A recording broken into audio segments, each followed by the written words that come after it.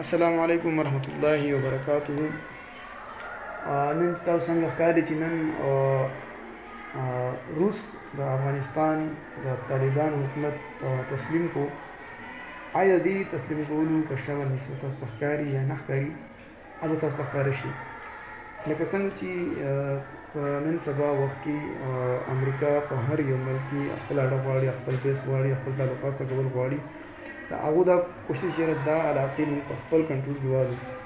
دغه شان د روس لپاره دا یو غټ چانس او غټ موقع وه چې په مغربي دنیا کې چې کومه دی روس د ټول نه مخکې افغانستان تسلیم کړو. حالانکې په دې کم ویش ورځو کې اوس کوي چې مسلمان ملک هم افغانستان تسلیم کولو اراده سکے چې بالکل څه سوچ هم نه دی کړی.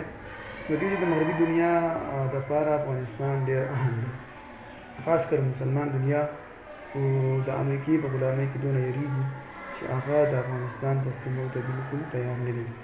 نو په دې کې مخکې به ګورو چې څه کېږي، څه نوي راځي.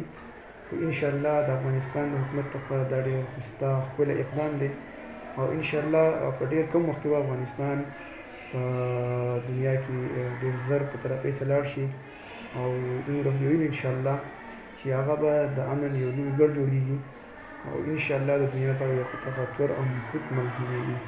تاسو خپل رایې په کمنټ کې وکړئ. والسلام.